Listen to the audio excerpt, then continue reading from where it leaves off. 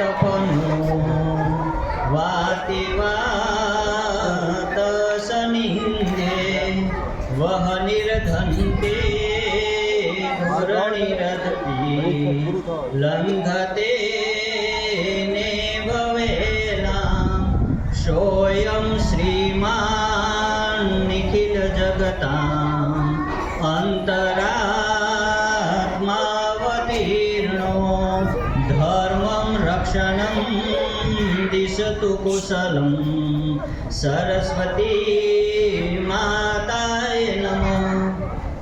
આજના કાર્યક્રમની અંદર ઉપસ્થિત એવા પ્રથમ નાગરિક સરપંચશ્રી, ભૂતપૂર્વ સરપંચશ્રી તથા આ શાળાની અંદર જેને આચાર્ય તરીકે કામગીરી કરે છે એવા નયા સાહેબ તથા તમામ આજુબાજુના સ્ટાફ મિત્રો, આચાર્ય મિત્રો, નાના નાના ભૂલકાઓ અને જેની વિદાય છે એવા કિરણભાઈ અને એમના ધર્મપત્ની ચેતનાબેન.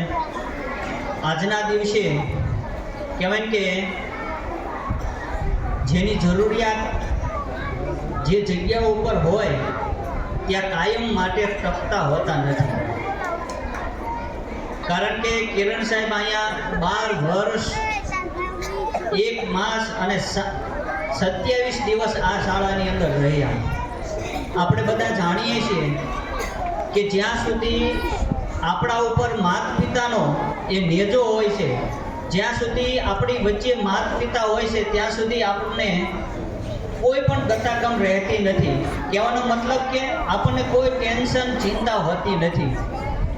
એવી જ રીતના જ્યારે મારા બાપુજી કેન્સરની પીડાની અંદર 6 મહિને ખાટલાની અંદર રહ્યા તોય મને ચિંતા નહોતી.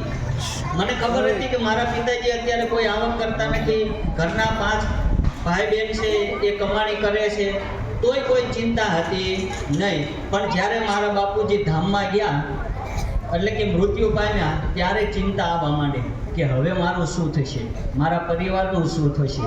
તો એવી જ ચિંતા ખરેખર હૃદયથી આ કિરણ સાહેબ અહીંથી બદલી કરીને ગયા છે ને એટલી જ કરુણામય એ કહેવાય કે રુદન રહી ગયું છે. કારણ કે એ હતા ત્યારે અમને કોઈ પણ પ્રકારની ચિંતા અહીંયા નહોતી. આપણને ખબર છે કે આપણે મોટી શાળા લઈને બેઠા હોઈએ તો કંઈક ને કંઈક કોકને કોક પ્રશ્ન થતા હોય. કોક બાળકને મારી લીધું હોય તો પેલા કૂતરાની પાછળ એક બીજો કૂતરો દોડી જતો હોય અને મારી નાખવું, કાપી નાખવું એવું કરતું હોય.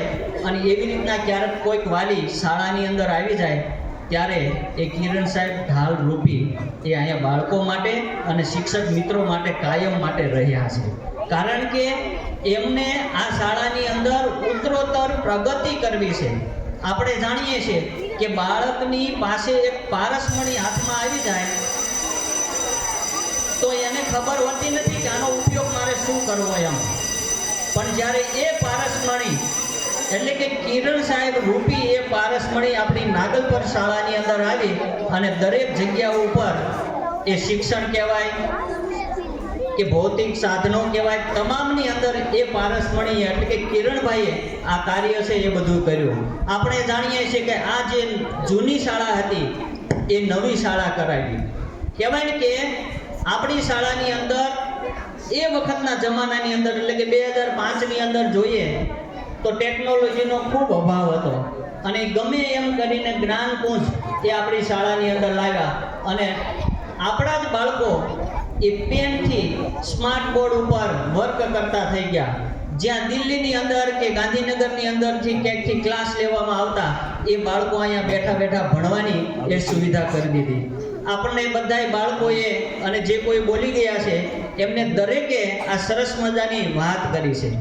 પણ સાથે સાથે એ પણ વાત કરીએ કે લાભ દેખાય ને ત્યાં બધા દોડી જતા હોય છે. પણ કિરણ સાહેબે એવું નથી કર્યું. કિરણ સાહેબે અહીંયા બધાને લાભ લેવા માટે એ દરેક જગ્યાએ દરેક વ્યવસ્થા છે ને એ કરાવી નાખી છે. એટલે કે આના જ કારણે આપણી શાળાની અંદર તમામ પ્રકારની સુવિધાઓ છે. આમ આજના સમયની અંદર કહેવાય કે 32 ભાતના ભોજન એ થાળીની અંદર પીરસી દીધા હોય અને એક આમ બટકું લઈને મોંમાં મૂકો અને એનો સ્વાદ માણવાની તૈયારી હોય અને એ તૈયારી મૂકીને કિરણ સાહેબ એ બીજી સ્કૂલની અંદર જતા રહ્યા છે. એનું કાયમ માટે આજીવન દુઃખ રહેવાનું છે. કારણ કે એ ડીશ તૈયાર આપણા માટે કરી છે કે હવે પછીના ભવિષ્યની અંદર આ બાળકોને કે આ દીકરીઓને ક્યાંય બહાર ભણવા માટે જવું નહીં પડે. હાઈસ્કૂલની હમણાં વાત કરી તો એ 12 ધોરણ સુધી અહીંયા ભણશે. અહીં કોના માટે કર્યું તો કે બાળકો માટે, આ ગામ માટે, આ ગામના વાલીઓ માટે આ બધી સુવિધાઓ એ એમને કરી હતી. હાઈસ્કૂલની એટલી બધી મને ખબર છે, હું સાથે જ હતો. ઘણી વખત નાસીપાસ થઈ જાય, અમુક વાલીઓના પ્રશ્ન આવે ને તોય પાછા કે ના મારે તો બાળકો માટે કરવું જ છે. ભલે વાલીને જે કરવું હોય એ કરે, જેમ બોલવું હોય એમ બોલે, પણ મારે તો શાળાના બાળકો માટે કરવું છે ને કરવું જ છે. અહીંયા જમીન બાબતે પ્રશ્ન હતો, છતાં પણ એ પ્રશ્ન ઉકેલી નાખ્યો. ત્યાં નો આપ્યું તો કાંઈ નહીં, અહીંયા જમીન આપી દીધી. અહીંયા સરસ મજાનું મેદાન બન્યું છે. ભવિષ્યની અંદર એ મેદાન કહેવાય કે આખા અત્યારે બોટાદની અંદર બેસ્ટ મેદાન છે અને ભવિષ્યની અંદર મોટેરા સ્ટેડિયમ છે ને એવું અહીંયા એ સરસ મજાનું નાગલપુરનું મેદાન થશે એ અમને દેખાય છે. કારણ કે એ કિરણભાઈ અને સરપંચની મહેનતથી એ થયું છે. આટલી બધી જમીન, આટલું બધું કાર્ય આ બધા જે સાહેબો છે ને એ સાહેબોએ ત્યાં પોતાનો પરિશ્રમ કરી અને આ બધું મેદાન છે એ ખડું કર્યું છે. વારંવાર ગામની અંદરથી કોઈ નુકસાન પહોંચાડતા હોય તો સરપંચને અથવા તો નાગરિકોને કહી અને એને અટકાવ્યું છે.